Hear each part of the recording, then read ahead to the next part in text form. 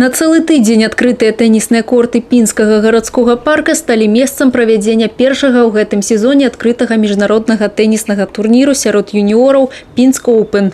Юныя тенісісты ўзроставай катэгорыі да 16 гадоў з 6 краін свету з'ехаліся сюды, каб на пачатку прыняць удзел у кваліфікацыйным адборы, а затым ужо ў гульнях асноўнай сеткі. Соревнования проводятся по олимпийской системе. Здесь состав играет 32 мальчика, 30 девочки. Играют по олимпийской системе с одним поражением. То есть разыгрывается только первое и второе место с выбыванием. Один матч проиграл, уехал.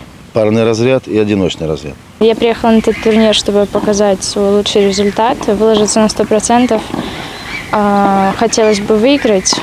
В одиночке это не удалось, но в паре сейчас мы в полуфинале. Мы открываем все-таки грунтовый сезон, так что ничего страшного. И сейчас в паре. У нас сегодня пала, получается, игра за выход в финал. Я приехал из Украины, из города Харькова. Тренируюсь в клубе «Уникорте». В одиночке проиграл, к сожалению, в первом круге белорусу. Пару пока выигрываем, в полуфинале пока. Я приехал из Тулы.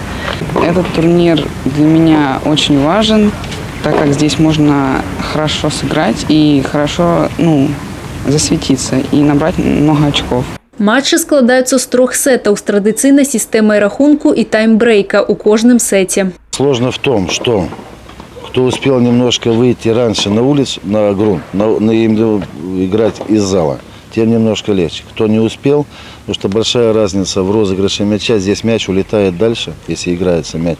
Если при определенном ударе в зале мяч попадает в корт, здесь будет 1-2 метра аут.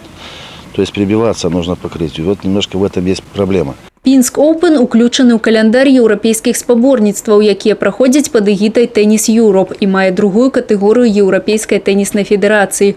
Упершыню турнір прайшоў у 2005 годзе ў Мінску, у 2008 годзе ён пераехаў у Пінск. Марыя Кобец, Ірына Карольченко, Александр Дьяченко, тэлерадыёкампанія «Брэст».